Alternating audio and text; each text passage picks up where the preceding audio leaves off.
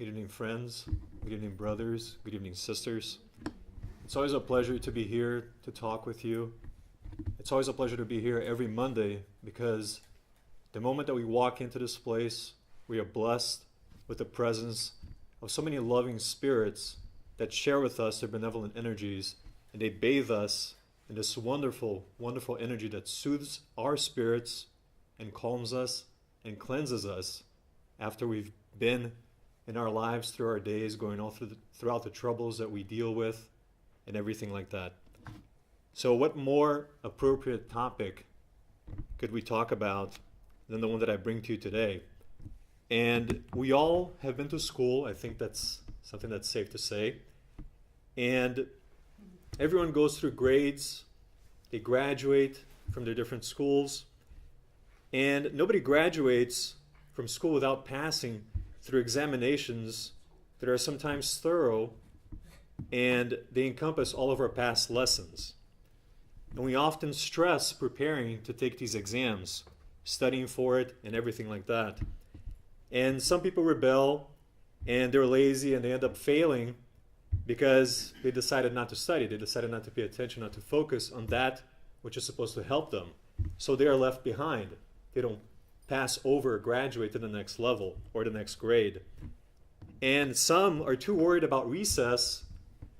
They're thinking about, oh, when am I going to get to go to the playground and play and have fun, instead of focusing on the true teachings that they're supposed to be focusing on, which is being in school, being in class, and paying attention to those lessons that are going to make us grow. And so they resist and they revolt against the policies of the school, and eventually they have to stay late, with detention and things like that. And in severe occasions, they're even expelled from the school. And some students require tutors to aid them in understanding this material. And there are professors of all sorts encompassing every single subject, and they are there available to teach us the right ways to solve all of our problems that pertain to each particular lesson. And there are also coordinators who oversee each grade, each class, and etc. And there is also a principal who controls or governs the school grounds.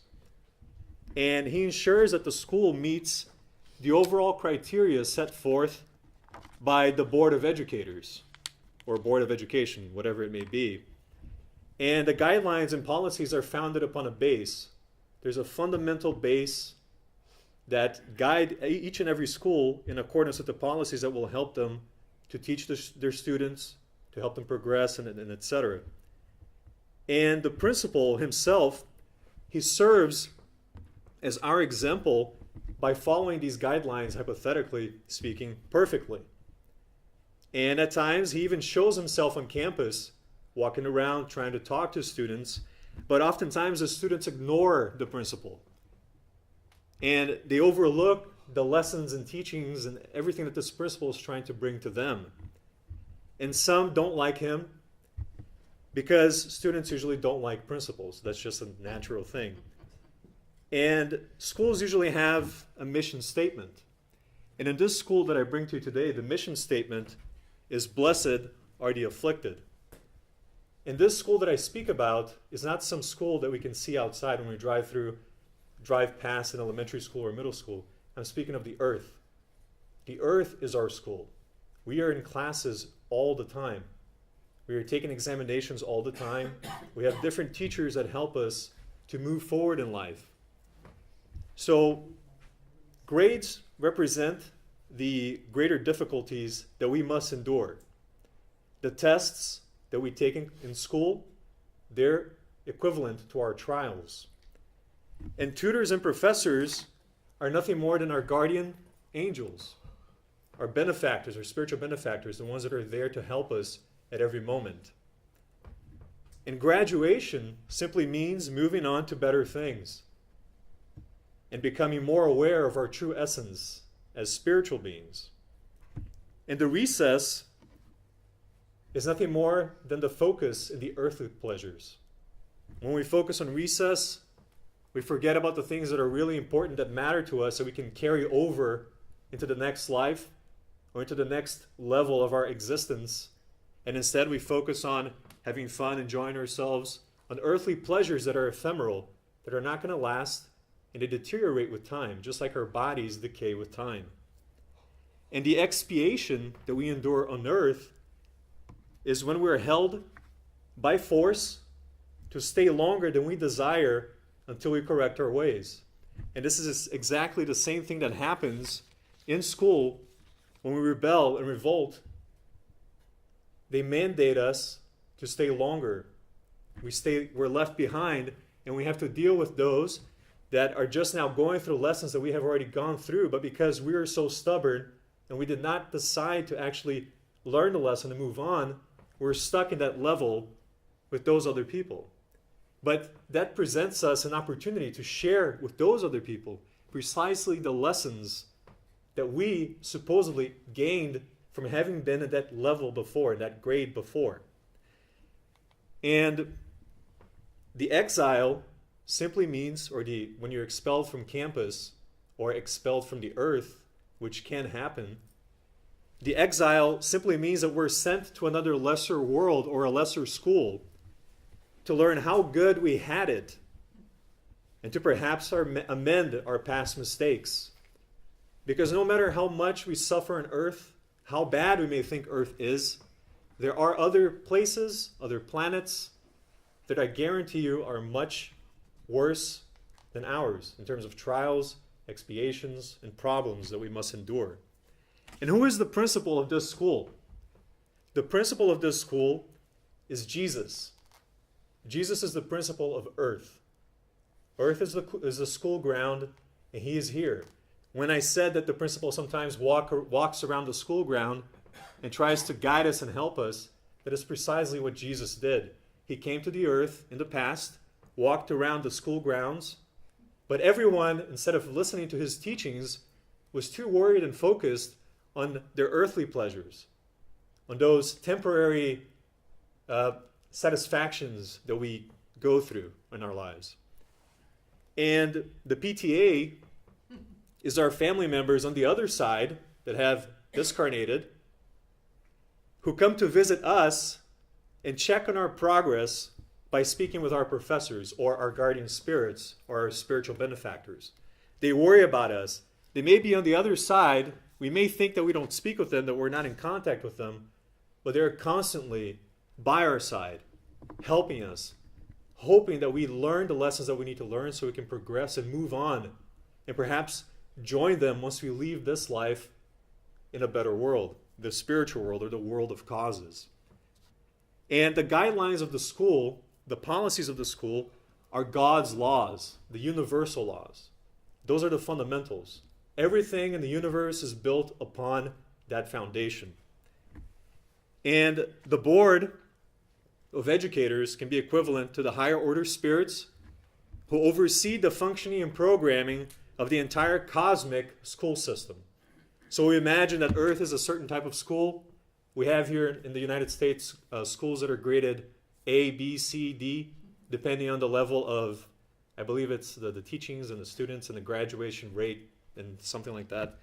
And the Earth can be equivalent to something like a D-level school when we speak of the different stages of evolution that are found in the universe with planets. And this is taught to us by the higher spirits who told us that there are primitive worlds that are behind ours in terms of progress. There is the Earth, which is our planet, obviously. And the Earth is a planet of trials and expiations. Then there are worlds of regeneration, which the Earth is actually progressing towards as we speak, where the patient, after enduring all the severe trials and expiations and the suffering, gets a chance to experience rest and convalescence in this world. And after regeneration, we have happy worlds where the good far outweigh the bad.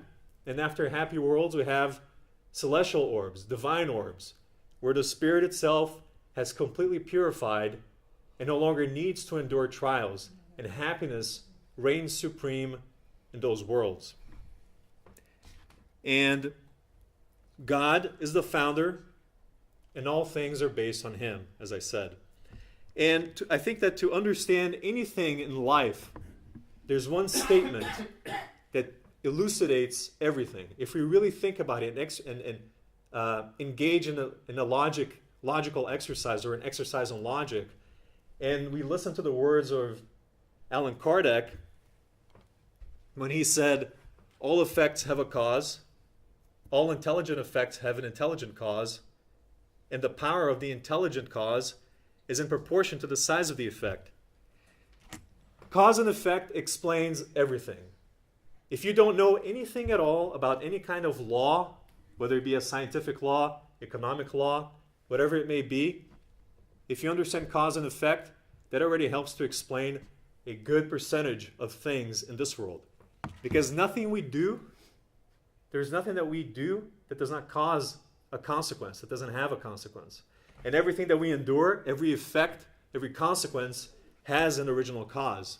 We've done something to lead us to where we are. We have done something wrong to lead us to this wrong. We have done something right that have led us to this happy moment. And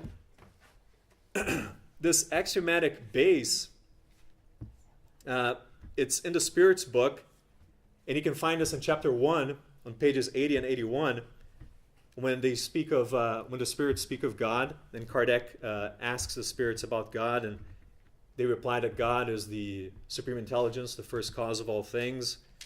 But they also say that there is no effect without a cause, which supports Kardec's axiom. And another thing that they add to this is that if you search for the cause of whatever is not the work of human beings, the reason will answer your question. So we look at nature. What could have caused nature? Because nature is a consequence of something. Somebody had the intelligence, the know-how of aggregating all of these different compounds, all of these different elements and atoms and particles in the universe somehow, and put them together through the gravitational force that has formed the different planets around the universe and created what we have today as known as nature. Who did this?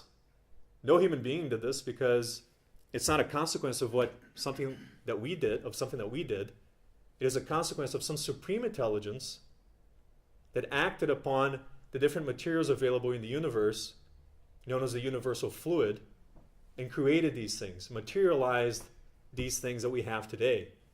So if we think about this all the time and we understand this, there's no way to go back and think that there is no God. There's just no way to contemplate, well, I don't think that he really exists. That's just an impossibility, because if you're aware of this logic that Kardec brings to us so clearly stated, then that answers all of our questions. At least to me it does. I don't know about you, but it definitely answers a lot of questions for me.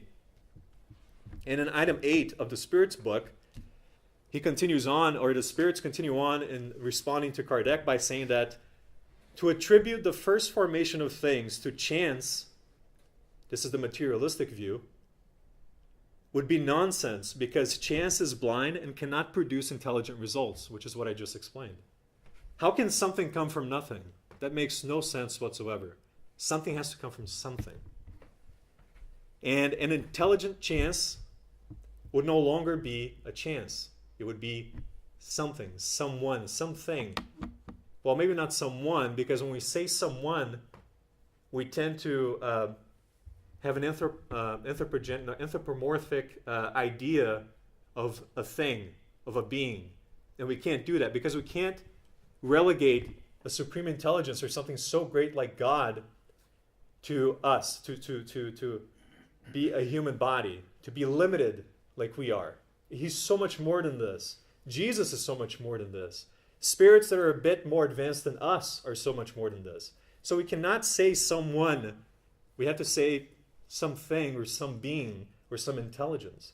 That is why Kardec so intelligently asked the question, what is God, not who is God?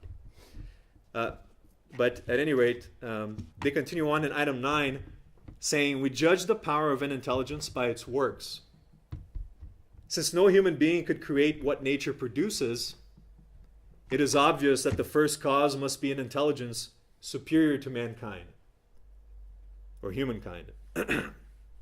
And they go on by saying, whatever may be the marvels accomplished by human intelligence, such intelligence itself must have a cause.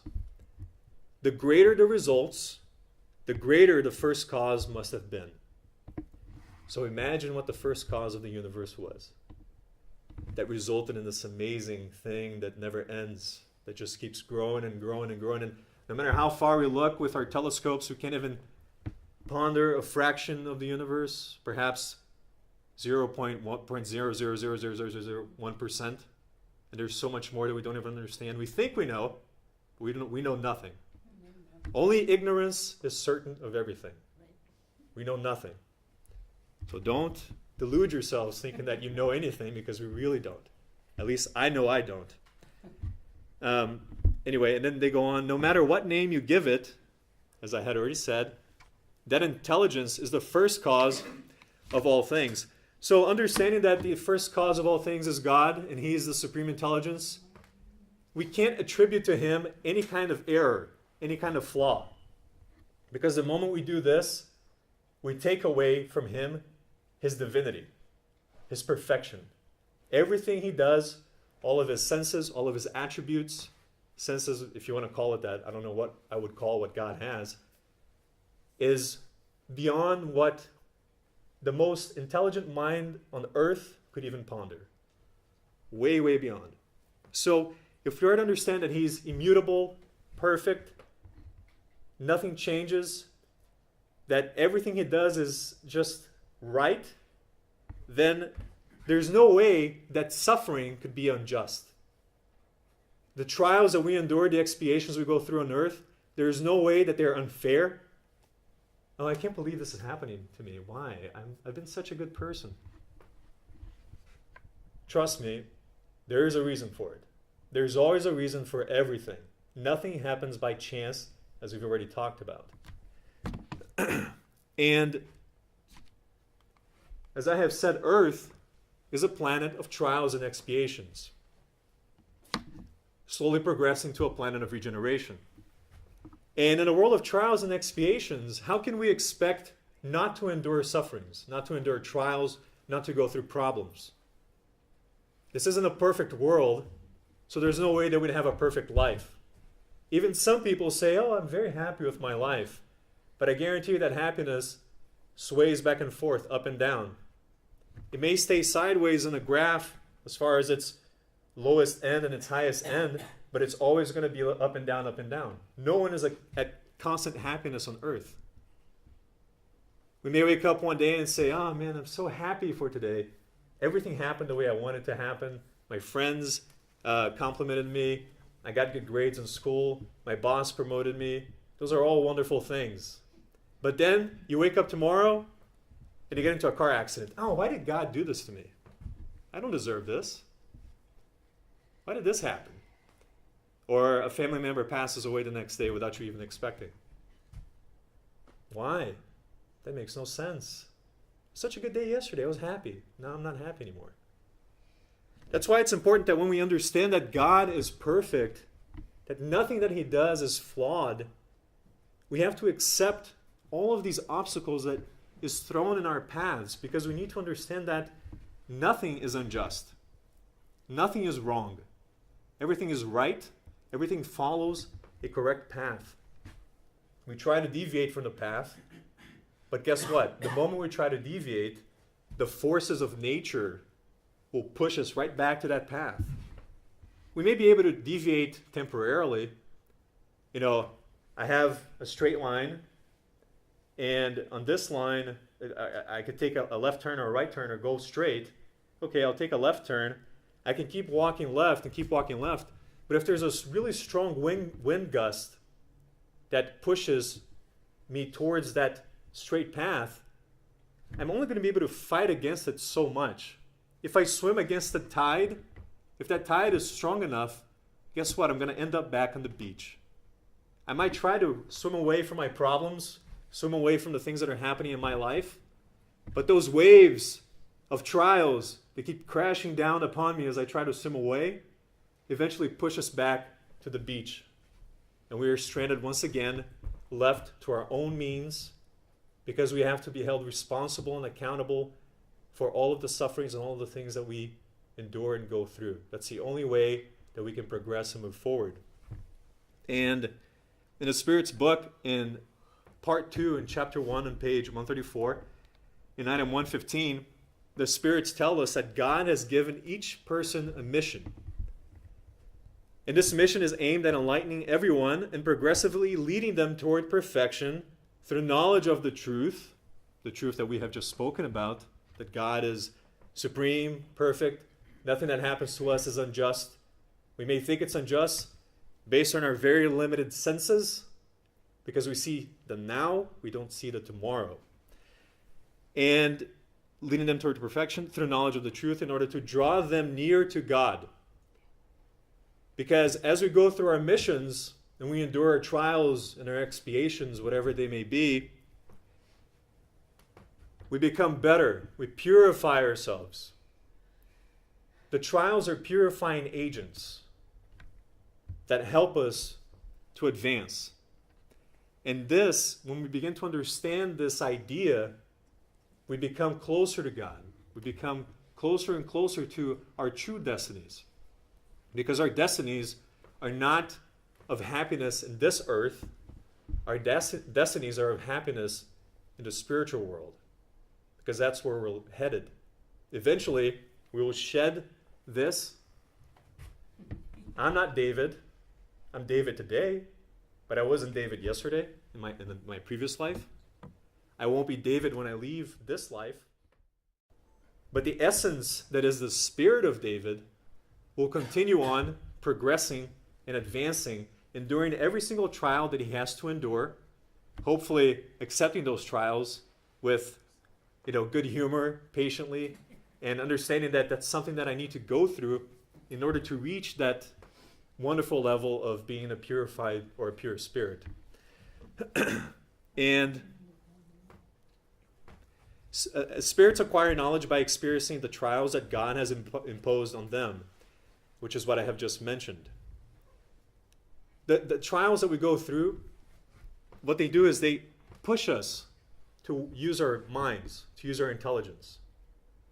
If we're stuck with a math problem and we can't solve it, we have two choices, right? We have free will. I can walk away from that piece of paper and not worry about the problem and go play in the playground during recess. Or I can choose to overcome my laziness, overcome my tendency to want to play, to focus on the material things, and study so I can learn how to solve this problem. Because the moment I solve this problem, I'm going to feel such a happiness or such a happy moment that I'm going to be overcome by it, because I found a solution to this problem and now I can move on. Instead of running away from the problem and playing. Instead of worrying about the serious stuff that matters, I decided to leave that and worry about the fun stuff that doesn't matter. I mean, we can have fun. I'm not saying that we have to be priests, monks, or nuns, but there is a limit to everything in life. Moderation exists in our vocabulary for a reason. And some people humbly accept these trials and thus arrive more quickly at their destiny, whereas others cannot endure them without complaining. Thus, through their own fault, these latter ones remain far from perfection. Excuse me. So, we have established that Earth is a planet of trials and expiations. And in the Spirit's book, in the Gospel explained by the Spiritist Doctrine, in chapter 3 on page 50, 51, or 50 and 51, in item 13 and 15, the Spirit of St. Augustine tells us the following. This is why Providence has placed you in your unfriendly world, where you can purify yourselves through hard work and by undergoing the hardships of life. By doing so, you will earn the right to ascend to happier realms. Earth is, then, a planet of expiation, And that is what St. Augustine told us. So, since we know this now, we can't go back and say, I don't know why I'm on earth. Why do I suffer on earth? I should have a happy life. I should have everything I want. I deserve it. I work hard for it. I've never done anything wrong. Well, guess what? You're on earth. You're going to suffer. You're going to go through some kind of problem. Be it a trial. Not everybody goes through expiations. Very few of us go through expiations. That's a whole other subject. But we all go through trials in our daily lives. Be it that person in traffic that cut you off, that could be a trial. Be it your boss who yelled at you, that could be a trial. Be it the coworker who didn't do the part of the project that he was supposed to do and made you look bad, that's a trial. Everything in life is a trial. And it's important that we overcome these trials so we can progress, as St. Augustine so eloquently stated. And in the Spirit's book, in part 4, in chapter 1, on page 506, in item 931, Kardec asked the question, or he didn't ask the question. The Spirit's book was formulated in the following manner. These questions, the text and the information had already been provided to Allan Kardec. He simply assembled these texts together and formulated these questions in a manner that would be easy to understand and easy to study. It wasn't as if he opened up a book and asked question 1 and got that answer, asked question 2 and got that answer. That's not how it worked. But nevertheless, that's not important. And in item 931, the question states, why are the suffering social classes more numerous than the fortunate ones on earth? And the answer says, no one is perfectly happy. Those who are looked at as fortunate often hide poignant afflictions. So we may see someone that exteriorly they seem very successful, very happy. We actually go home and say, man, I wish I was like that guy. I wish I was like that girl. She's got her life together. She's got the nice car, the good job, good income, nice looking boyfriend. I wish I had a good looking boyfriend, right? Well, we don't know the personal and private life of that woman, of that girl. Outwardly, she might seem fine. Outwardly, she seems happy, successful, but you don't know how she is inside.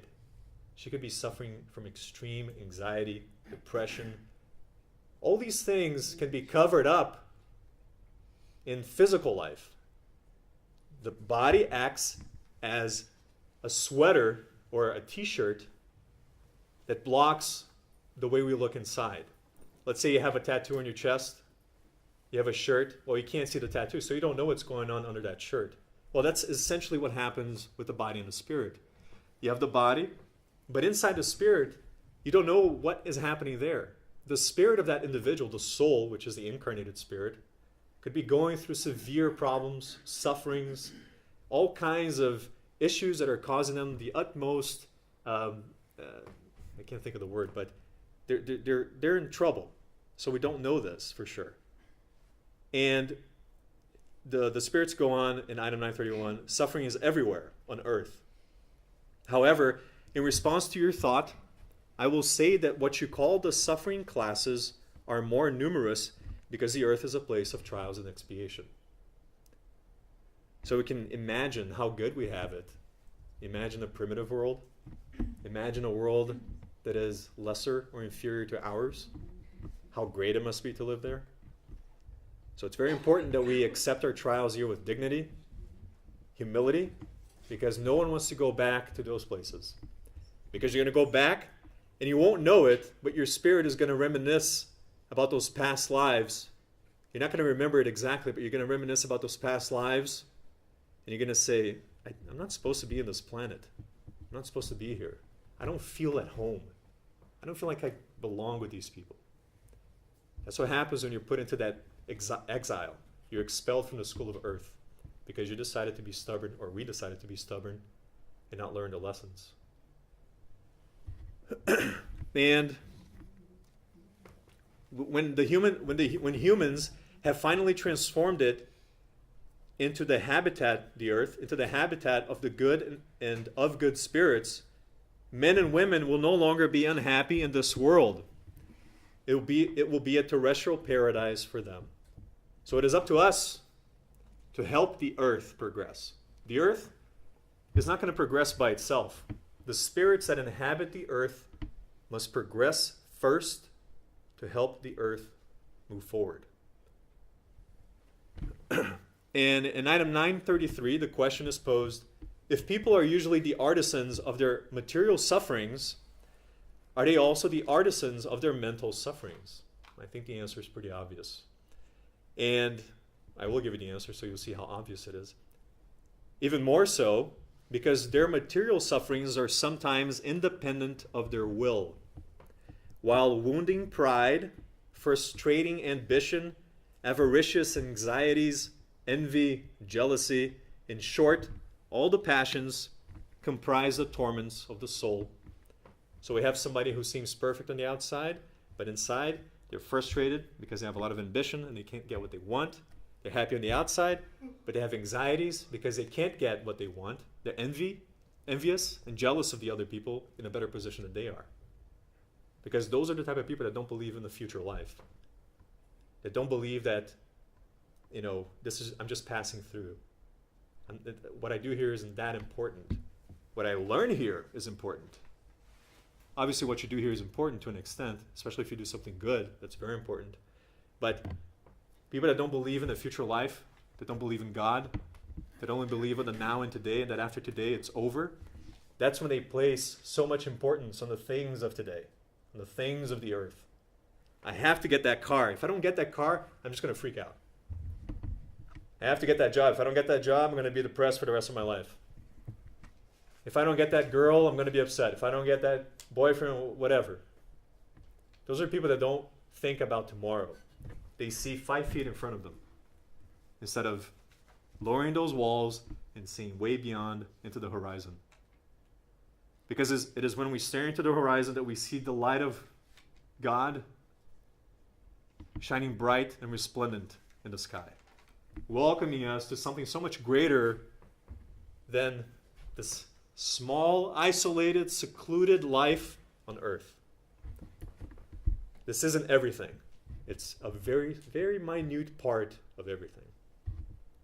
And in chapter 5 in the Gospel according to the Spiritist Doctrine, or explained by the Spiritist Doctrine, in that chapter, what Spiritism does, it teaches us that God, as I have mentioned, is a supreme intelligence. He is infinite in all things, infinitely just, infinitely good, infinitely loving, and his love extends far beyond the limits of our understanding. You might be the most loving person you know, but you're so far away from the love that Jesus has, and Jesus is so far away from the love that the Creator has. That's how small we are. We think we know how to love. We don't know how to love. We have an idea of love because we come and we incarnate into families to help us develop that notion of love. We create relationships.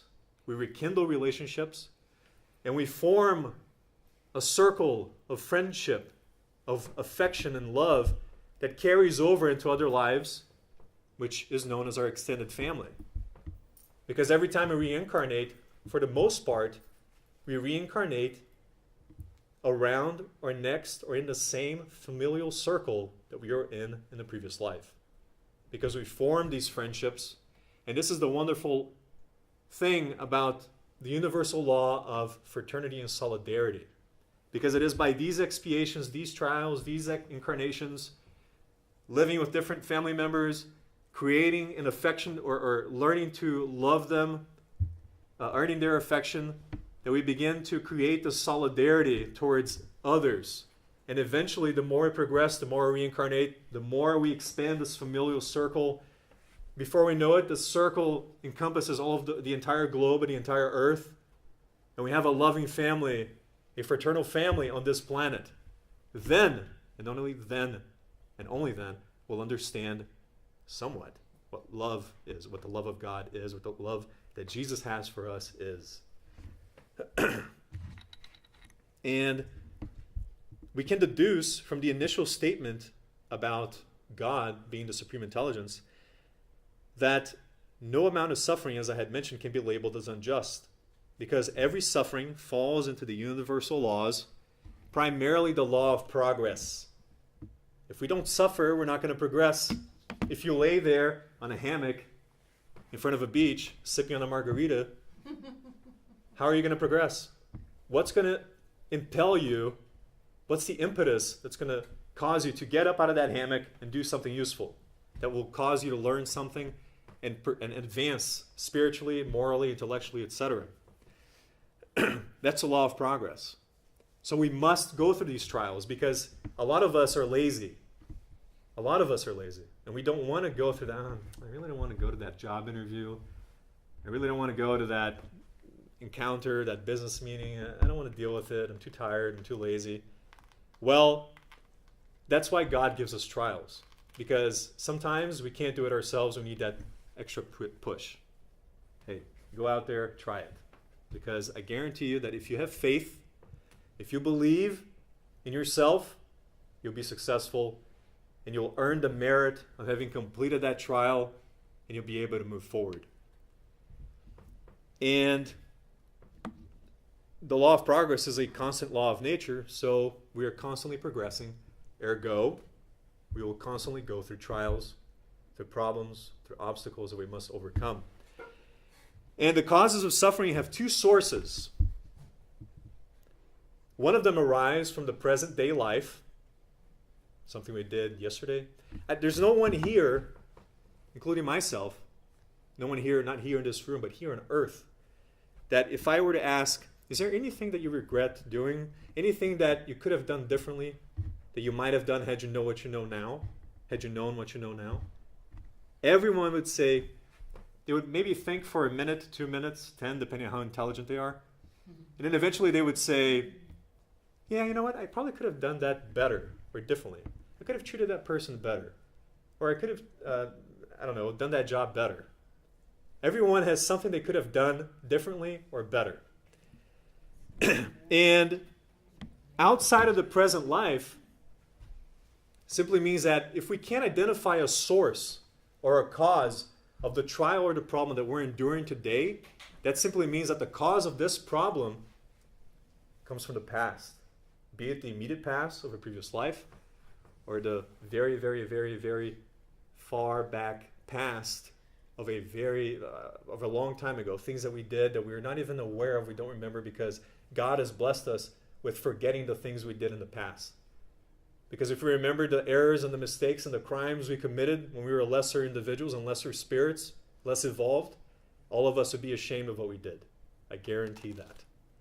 The crimes we committed, the wrongs we did. So those are the two sources of suffering. So we can conclude that we create our own sufferings. If God is supremely just, supremely good, supremely loving, He's not going to make us suffer. We're all created equal. The inequalities are on earth, physically speaking, but spiritually, we are all created equally ignorant and simple. And we equally have the same trajectory to walk, the same path. But God is so kind, so benevolent, that He blesses us with free will. And free will allows us to decide whether we want to walk a straight path, like I had mentioned earlier, or take a detour to the easy life. But that easy life is temporary, because eventually it's going to be a hard life. And I think this says it all, that we're both the sculptor and the sculptor, right? And in the Gospel explained by the Spiritist Doctrine, it says, or the question states, who is in such cases responsible for the sufferings if not the person who suffers? In most cases, men and women are the architect of their own troubles. We're spirits, we're given a blueprint of a project. God gives us a pencil, that's the free will. And we start designing our house, designing a life. And sometimes we get tired, we drop the pencil. I'm tired of drawing, I'm tired of designing, I'm tired of calculating the dimensions of this wall. That's the moment where we falter, and we have to deal with the consequence of that moment. Because we slip up, we put the pencil down, we put our hands behind our heads, we lean back in the chair and say, I'm just going to enjoy this moment for myself. And that's selfishness. Because yes, we are here for ourselves. Yes, we are here to progress individually. But it is in this individual progress that selfishness undoes itself. Because as we progress, we become less selfish. We begin to embrace the idea that we're all a family. We're all in this together. We're all brothers and sisters, sons of the same Father, little brothers of the same big brother, Jesus. So it's important that we continue to draw on this blueprint with fervor, with faith, confidence, trusting in that the end result of that project is going to be a sturdy house with its foundations sunk deeply into the granite soil, rather than building a house founded on sand. Because as soon as the waves of problems in life come crashing down, our house will crash as well. And we don't have insurance for that. And what happens with our lives when we have a myopic view of the essence that we are, when we think that today is it, that this life is it, materiality is it, the world of here is it, there's no tomorrow, there's no future, there's no God, there's nothing like this. We happen to overindulge in the physical pleasures of the world. And we're blind to the consequences that follow. And that's why we often blame someone else. And we have to understand, and when we do this, we're the irresponsible cause of the effects felt. And we see this illustrated here. We have to know our limits, right? And Kardec summarizes this. Kardec is of an intelligence that always surprises me. I think of all the philosophers that I've read, and those are not many at all, but of all the philosophers I've read, of every intelligent mind that has lived on earth, be it Einstein, Stephen Hawkins, whoever, there's no comparison to the way, the rationale behind the logic and reason that Kardec brings in his works. That's why I invite you all to read his works, read his books. They're so important. The 5 books of the Kardecian, not his doctrine, but the Kardecian teaching of the Spiritist Doctrine, is the base for us to understand the truth of our lives, the essence of our lives. The Spirit's book, well, what is Spiritism? There's Spiritism in its simplest expression, which is a short, small book, maybe 60 pages long, that summarizes how Spiritism came to be and what it's all about. There is What is Spiritism? Which is not a question, it is a statement. What is Spiritism? What is Spiritism? And that is a question and answer book that explains what it is. There's a Spirit's book, as I have spoken about here already, and many people speak about in lectures. The Gospel, according to Spiritism. There's a medium's book, Heaven and Hell. Heaven and Hell is so great because it shows us how ignorant we were and we can be in thinking that there can possibly be a place where we're going to end up in eternity of suffering. How can God, being a supreme being that we have just seen here, supremely just and loving, relegate his sons and daughters to a place of complete and infinite suffering? No. Logically, that doesn't make any sense. Logically. You can choose to not worry about logic and believe what you will, but if you exercise your logic, you'll see that the truth is very near to you, right in front of your eyes, if you really contemplate and think about it. But anyway, I digress. So in Genesis, which is the 5th book of the Kardecian doctrine or the Cartesian works of the Spiritist doctrine, he states very eloquently the following: God has put a limit on the satisfaction of needs. Humans are warned by satiety. So when we're satisfied, that's our body telling us, hey, I don't need any more. But we're irresponsible enough to say, well, I'm going to have one more piece of chocolate. I'm going to have one more piece of candy. One more drink. One more cigarette. Your body tells you, we're given warnings, but we decide to ignore them. Well, I don't need to worry about this. I'm enjoying the moment. I'm having fun. I'm enjoying this food or this crazy overindulgence of sweets. I'm enjoying my night at the bar, drinking with buddies. I'm enjoying whatever it may be. And we forget that the body is constantly sending us signals, because the body works as a filter. Our vehicles have filters that capture all the dust and particles that come from the air outside so that they don't go into the engine and cause all kinds of problems. The filter helps to cleanse the engine. The body works as the filter for the spirit. So every time we smoke a cigarette, we drink a lot of alcohol, all those impurities are going to the filter. All those impurities are going to the body, to the physical body. So it's going to reflect it upon the physical body. And guess what? We can change our filters every 5,000 miles or 10,000 miles or 15,000 miles, going to AutoZone and paying $4 for it. $4, what am I talking about? $20 or whatever.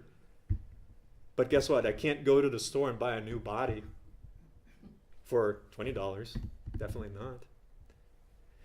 And humans are warned by satiety, and if they surpass this limit, they do so intentionally.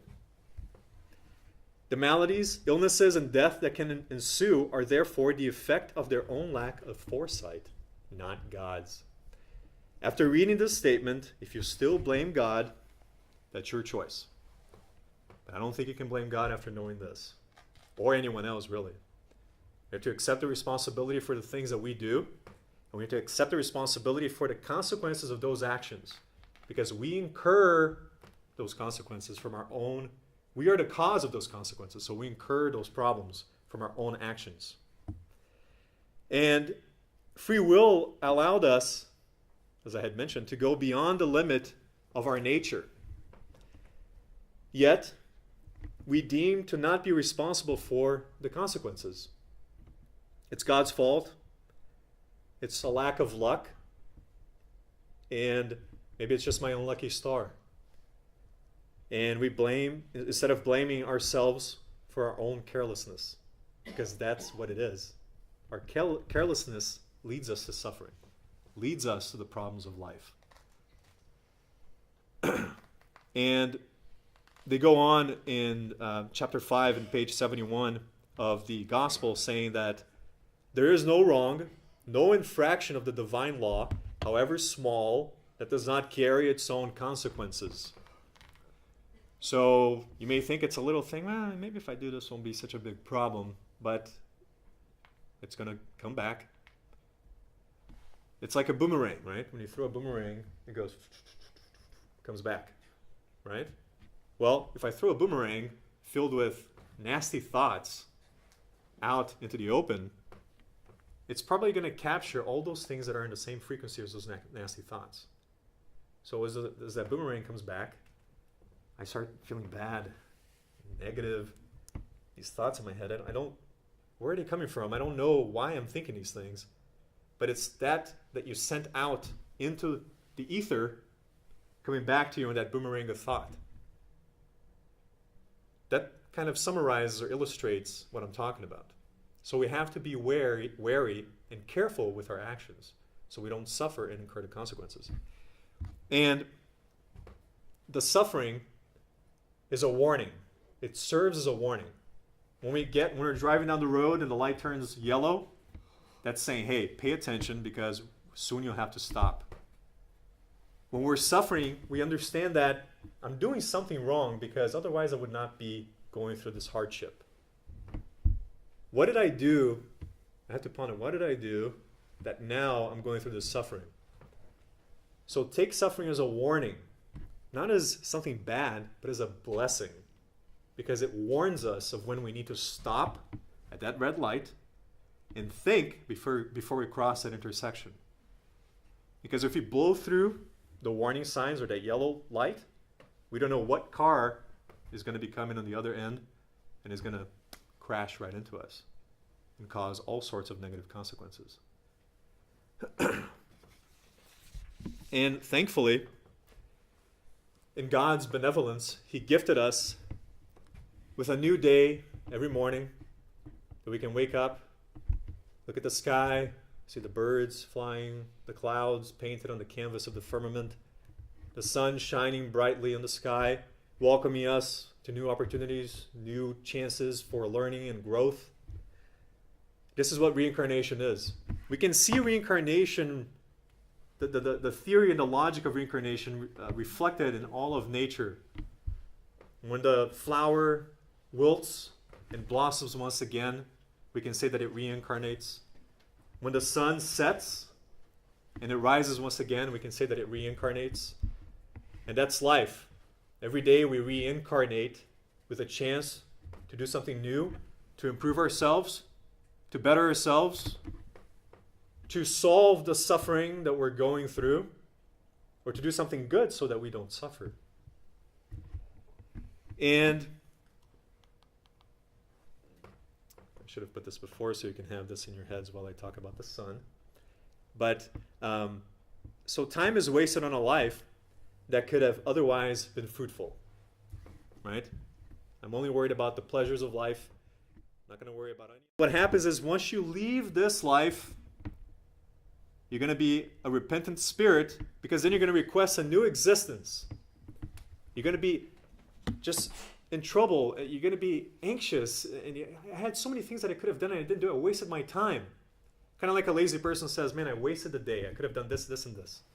Well, I wasted my life. I could have done this, this, this, and this. Well, because the spirit has that innate essence of progress, because it is a law of God, a universal law, because it is in your spirit to advance and progress, you're going to feel that sensation once you're in the world of causes to come back into the earth and do things over again, but this time fruitfully, not wastefully.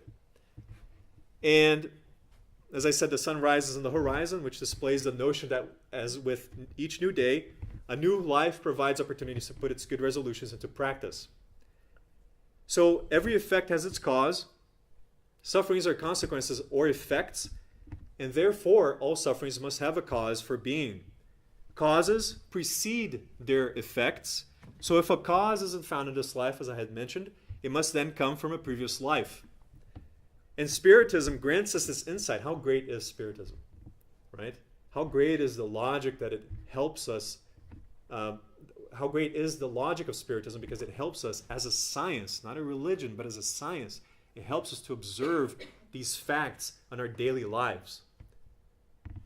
I mean, if you open up a book and you read it, and you read the Kardecian works, if you don't believe it, or if you dismiss the words that are there, I mean, that's your choice, but I find hard to believe that anyone who gives serious attention to the words that are found in those works will not believe in the idea of reincarnation, will not believe in what we're here for in our essence of spirits. That's why it's so important to study.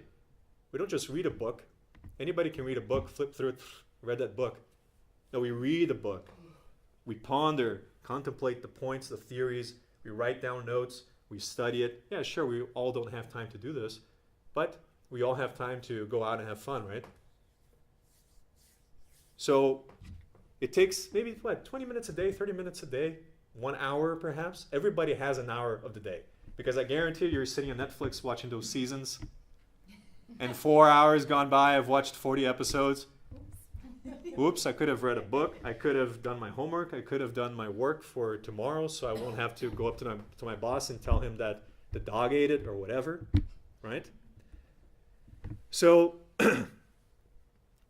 often these experiences, and this is in the Gospel Explained by the Spiritist Doctrine, often these are experiences requested by the Spirit, as I had mentioned, itself to help in its purification and accelerate its own progress. Every hardship is a trial, though not every trial implies a prior fault. Because we can request more difficult trials to help us advance quicker. we have that possibility, that ability as spirits, if we have the merit to do so, if we lead a good life and we discarnate and we're ready to reincarnate after a certain period of erraticity, when we come back, we can say, I really want to go through this hardship because I want to be able to progress faster. I want to get out of the earth. I don't want anything to do with the earth anymore. I'm tired of the trials, of the expiations, of the problems, of the conflicts, the wars, the poverty, the hunger. I'm ready for something else, something new. A regeneration, right? The next stage in the evolutionary progress of the earth. I'm ready for that.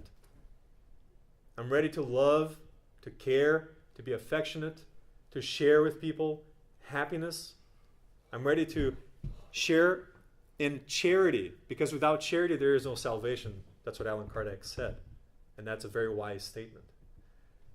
Because if you contemplate it, you'll see how deep it goes.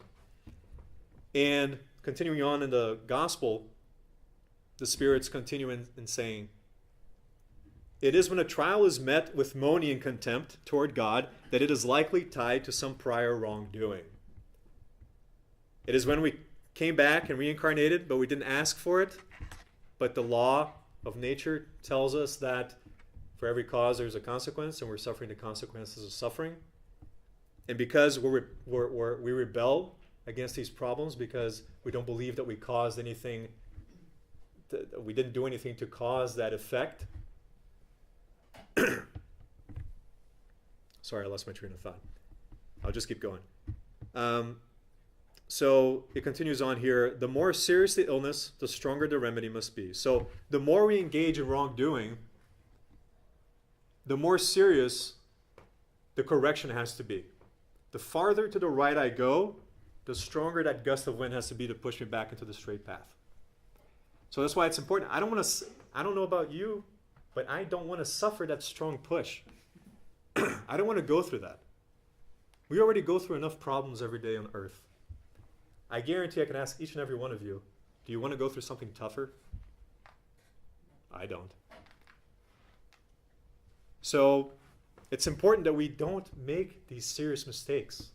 We ponder before we act. Am I doing the right thing? Should I do this? Is it going to be a serious thing? Is it going to have serious consequences? God gave us intelligence and reason for a reason.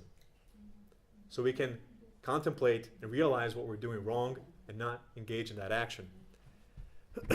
And God provides us only with what is essential and sufficient. That is to say, the voice of the conscience and our inner tendencies, and takes away that or anything that would hurt us. So we receive in this life everything we need, all the tools and instruments we need that will help us progress, that will help us to complete our obstacles and tasks successfully. So we can go back to the world of causes and say, yes, I've completed my objectives, I finalized my project. God gives us everything we need. And he takes away anything that would be a temptation to make things worse. Because he knows, as children, we are still weak, immature, and we tend to err on the side of things that are pleasurable, that satisfy our senses, our physical senses, instead of our spiritual senses. That's fine. We're all progressing, and we're all going to get there at some point. So the past life is veiled to us, as I had mentioned, precisely to prevent the problems within social circles and family. Imagine if you knew, because you remember in the past life, your father or your mother or your brother was someone something severe, you killed, someone whom you robbed. Imagine if you remember this. Either you'd feel ashamed and you wouldn't be able to engage in your trials in this life and complete this life successfully, or you would be disgusted and you would hate that person and not want to live with them. So God is so wise that he puts us in this family of spirits without letting us remember what may have happened and transpired in past lives, so that we can live with them amicably, learn to love them, and learn to resolve whatever mistakes are pending between you and the other individual. That's the greatness of God and the greatness of Spiritism, because it teaches us this. And The conscience is our guide in restraining our essence, because it is in the conscience that God's law is written. And this is said in the Spirit's book in chapter 1, part 3, page 363. The question is, where is God's law written? In the conscience. And this is a quotation from the Spirit of Mei, where she said, "In each morning on earth, the light of the sun resembles a hymn of hope and joy." And I think that summarizes what I have just said here. That every sun brings us new joy, new hope for a better tomorrow, new hope to fix our mistakes and problems. But as I said, the problem is that we are too weighed down by the shackles of our limited senses to appreciate the blessings of suffering. We're too worried about, oh, I need to, do something fun. I need to buy that car. I need to play that game. I need to buy the video game or whatever. To worry about what truly matters in this life. So we need to break that bond, that dense bond that keeps us attached to earth, to the material life, so that we can progress. Because the moment we realize there's a future life, the moment we realize there's a tomorrow waiting for us, the problems of the earth begin to look infinitesimal, very small, unimportant, because we realize that it's a temporary thing. And what is Earth's life? What is one existence in eternity? Nothing. So what is one trial in one existence in eternity? Nothing. So when we think about this, we realize how easy it truly is, if we understand this logic, to overcome problems and to go through suffering. And inequities exist in appearance alone. Our trouble is that for the most part, we see them entirely from the point of view of the present. Once we broaden our perspective, the point where we can see the succession of lives, we realize that every person is given just what he or she needs to experience, that is, after taking into account progress made in the spirit world. Then it becomes clear that God's justice is unvarying. This is in the gospel as well, explained by the Spiritist Doctrine. And the suffering person is really like a debtor who owes a large amount of money. Suppose one day the creditor said to his debtor, "If you pay me even 100th part of what you owe me today, I will forgive the entire debt and you will be free of it forever." How wonderful would that be, right? With all those underwater mortgages and whatnot. "If you don't, I will hound you until you pay every last penny." Would not the debtor in this situation feel happy to undergo all kinds of hardships if it meant freedom from his or her burden and paying only 100th part of the money owed? I think yes. Instead of complaining to the creditor, wouldn't this person be grateful? I think that person would be very grateful. And that's why we should be grateful to God, because God allows us one good deed to erase thousands of mistakes. He's so benevolent, so nice, so kind, and so loving to us that he understands that we're immature, at times plain stupid, and he realizes that we're going to make a lot of mistakes, and he knows that he can't expect us to just be perfect all the time to erase those mistakes. So he gives us the opportunity to just do a little parcel of correction, a tiny little small patch of land in this great world of mistakes. If we mow the lawn in that small patch of land, in this big yard, oh, you don't have to mow the rest of the lawn, you're good. And so the result of accepting the reality of an independent spirit life is that worldly things become far less important to us, breaking that chain. And if we hold this view, we feel compelled to rein in our desires and content ourselves with our position in the world without being jealous of others. This in turn lessens the anguish of the misfortunes and disappointments life may offer and engenders an inner peace and healthy resignation that benefits both body and soul. By contrast, envy and unchecked ambition causes suffering that only compounds the difficulties of a short existence. And they continue on, if we knew that a particular hardship will last no more than a day and be followed by much happier times, as I had already mentioned, would we not bear it patiently? I think we would. Why would we despair if we could clearly see the end of our difficulties? Now consider this, what I had just mentioned now. What is our lifetime vis-a-vis eternity? Nothing. And it is much less than a day in our conception of time. But when we're going through suffering, there's one thing that helps us. There's one palliative, one medicine that helps us, and that's prayer. We pray when we have faith, and guess what? Those tutors from that school that help us in those tough homework assignments to progress, they come when we pray for them. Those guardian spirits, those benevolent brothers who watch over us with so much tender and care and love in our lives. When we pray with fervor and say, I'm going through this problem, dear God, please guide me, inspire me. Dear spiritual brother who guides me, my protective spirit, please help me go through this ordeal. And I guarantee you that if that is sincere, it doesn't have to be a long prayer, an eloquent prayer, a simple prayer of saying, please help with sincerity from the heart. You're going to get back a lot more than what you asked for. And naturally, you have prayer to sustain your soul. But for prayer to be a source of solace, it must be rooted in total confidence in the absolute compassion of God. So Jesus said, blessed are those who mourn. Blessed are those of you who have an opportunity to prove your faith, fortitude, perseverance, and respect for the will of God. You will have earned 100 times the happiness you lacked on earth. And this is all found in the gospel explained by the Spiritist Doctrine. And this is a short quote that I think says a lot. Faith is the humble appeal to the supreme power. Because we humble ourselves. When we have faith, we believe in something greater. The moment we have faith, we humble ourselves and realize how small we are. And we seek out help from above. And faith is the one medicine for all suffering. It illuminates your perspective of eternity and makes the cloudy days of life feel unimportant. That sun begins to shine through the ominous clouds of suffering and clears away the problems.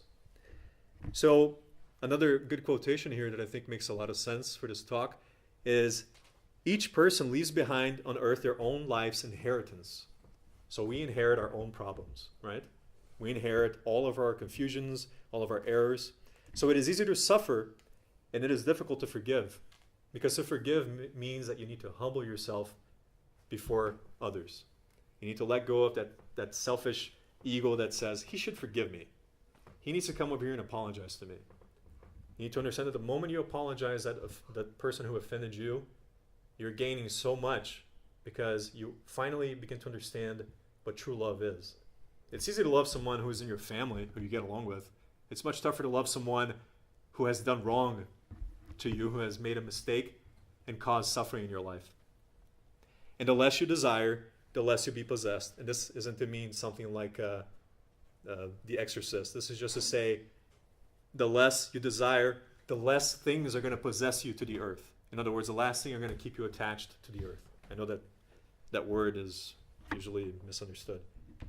So, trust in God, but do not forget that God trusts you. God gave us free will because he trusts us that eventually we're going to make the right decision.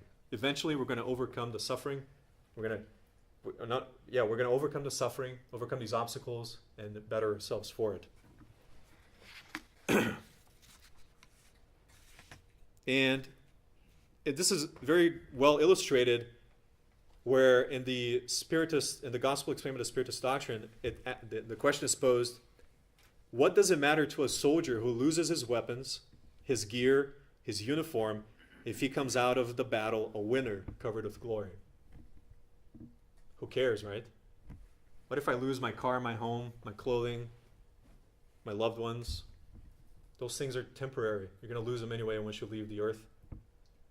So what does it matter if I lose it? If I leave the earth with glory, if I leave the earth having completed my tasks and overcome my sufferings. And Jesus taught to us a wonderful lesson about suffering in the parable of the great banquet. And this is found in Luke 14:16 through 23 in the New International Version of the Bible. That's the translation to English. And it reads, Jesus replied, or Jesus says, a certain man was preparing a great banquet and invited many guests. At the time of the banquet, he sent his servant to tell those who had been invited, come, for everything is now ready. So let's dissect the parable and try to understand it. Who is a certain man? That certain man is God. That we can understand pretty easily. What's the great banquet? The great banquet are the opportunities of reincarnations that we have in order to develop the virtues of the heart, or the soul qualities of the heart, in order to lead us to a more conscious life. The delicacies served in the great banquet are these virtues. So God invites us to a great banquet of these delicacies, these virtues, so that we can join Him and take advantage of these things that He's offering us. And since we're all invited to develop these virtues, the banquet is nothing more, we already bring these virtues. They are latent within us because we're spirits created in His image. So all of the virtues of perfection are latent within us, dormant, waiting to be awakened by a good deed, by loving, so they can be developed and we can progress further. And it goes on here in verse 17. At the time of the banquet, He sent His servant to tell those who had been invited, "Come, for everything is now ready." So God is saying, come, because everything is now ready. Everything has always been ready. It's up to us to go and accept the invitation. And when we reincarnate, we're invited to share in this great banquet and to share this love and invitation in order to make use of the delicacies or the virtues in which we progressively developed these virtues of the heart, of love, charity, meekness, humility, serenity, and many other virtues for us to develop during life. And in verse 18, it goes on, but they all alike began to make excuses. The first said, "I have just bought a field. I must go and see it. Please excuse me." The other said, "I have just bought 5 yoke of oxen, and I'm on my way to try them out. Please excuse me." And the third one said, "I just got married, so I can't come." So what do these 3 people that were invited represent? They represent all of those who are focused on the purely sensual, hedonistic, materialistic life. The first one says, "I just bought a field, I must go and see it. I need to see what I bought. I need to see my property. That's much more important than working on virtues and bettering myself. Who cares about that? This is what matters. This is the now. I have to worry about this." The other one says, "I bought 5 yoke of oxen. I'm on my way to try them out." Okay, the food is more important. The pleasure of eating is more important. And then the third says, "I just got married, so I can't come." Certainly because he wants to go to his honeymoon and enjoy the pleasures of sex and all of these things, which is fine. But when we're invited to develop these virtues, we have to accept this invitation because it helps us so much. And in verse 21, the servant came back and reported this to his master. Then the owner of the house became angry and ordered his... God doesn't become angry. This is just a parable, because in order for Jesus to explain things to people of that time, He needed to simplify His words. Because all of us who were there, we were even more immature than we are now, so we needed simple terms to understand things then. So the owner of the house became angry and ordered his servant, "Go out quickly into the streets and alleys of the town and bring in the poor, the crippled, the blind, and the lame." And verse 22 says, "Sir," the servant said, "what you ordered has been done, but there is still room." And verse 23 says, "Then the master told his servant, 'Go out to the roads and country lanes and compel them to come in so that my house will be full.'" So the Lord asks the servant to then go and seek out all of those who were in a needy situation and bring them to this great banquet. When the servant says that there was still room left, the Lord asks that he goes back and look in the roads and country lanes of the city and force those that need to come to the great banquet upon entering so that his home may be filled. And we see that the great banquet are the virtues, the ones which God invites us to develop throughout our various incarnations. So who is the first servant? The first servant is the trying love, the trials that we endure. And it invites us to go through the trials that will aid us in developing the virtues of the heart. So love is the first servant sent by God. The servant invites us and shows us all of the virtues which we are invited to conquer. Unfortunately, we prefer an entirely material life, completely aimed at the secondary issues of life, and we end up not going to the great banquet. So free will allows us to behave in this way, initially rejecting this invitation. However, we may only swim so far against the tide of progress. Then comes the second servant, which is the expiatory pain. Consequently, the second invitation comes to those who are blind, lame, deaf, homeless, etc., symbolizing those that used their divine resources badly during the previous existence and now are expiating their faults. Many of those going through the expiatory process are already a bit more humble in their pride, are a bit more tamed in their rebelliousness, through the pain that characterizes an expiatory process. Whenever they truly accept the expiation, placing love over pain, with this they return from the pain on the pathway of love, of which they should have already accepted the invitation, instead of distancing themselves, claiming to have other more important things to do.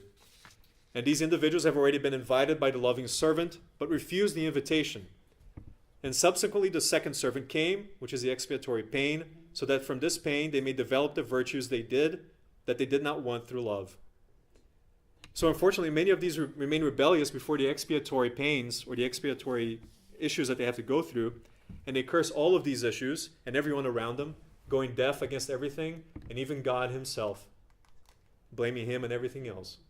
But then comes the third servant. So we have, first servant is a trying love, which invites us through the trials of life to resolve things. The second servant is the expiatory pain, because we didn't accept the trials that will help us to develop these virtues. Now we have to go through these expiations that are going to be painful to us, so we can humble ourselves and become better. If we reject and rebel against these expiatory trials, then comes the third servant. And the third servant is suffering. Because we didn't accept the first time, we didn't accept the second time, and now we're going to suffer because we rebel too much. And when this happens, Jesus said that Jesus says that the Lord orders the third servant to go out through the roads and country lanes and force those to enter the great banquet. So suffering forces individuals to walk to the great banquet, because no one likes to suffer. So suffering compels us to seek virtues necessary for our own equilibrium, because no one in their sane mind likes to suffer. I don't think anyone likes to suffer. So this is more or less an explanation of this parable, which I think kind of summarizes and defines everything that we need to know about suffering and why we suffer and how we can choose not to suffer if we accept these trials with dignity, morality, and we overcome them. And I was going to read to you another passage from, I was going to read that. I was going to read to you another passage from Emmanuel, but time is short, so I'll have to skip through this. Forgive me. So what I'll do is I'll just close out with one final quotation that I think is very important and summarizes everything. And it's a beautiful quotation from the Spirit of Mei, where she says, "We learn to forgive the thorn bush for the very rose it offers us." Because when we first grab that thorn, it pricks us, it hurts us, we're in pain, we suffer from it temporarily. But nothing says that we need to keep that thorn inside of our finger. We have the free will to remove the thorn, so we no longer suffer. And once we remove the thorn, we begin to see the beautiful rose that blossoms from the thorn bush that hurt us. And this is the blessing of suffering. This is the blessing that God invites us to go through in order for us to progress and advance in our lives. So I thank you very much for your attention today, and I hope that we all learned a lesson here about suffering, and that we all may go out there and overcome our obstacles. And should we falter, should we have difficulties, that we pray, we close our eyes at night and in the morning, we pray with sincerity and ask God to bless us, to help us, to guide us, to inspire us, to overcome these obstacles that will purify our spirits, because these are the things, the agents, the invisible agents that help us to become greater, to get closer and closer to the Father, and to get closer and closer to Jesus, so that we may all join hands together and lift earth out of its trials and expiation stage into a new stage of regeneration. Thank you very much.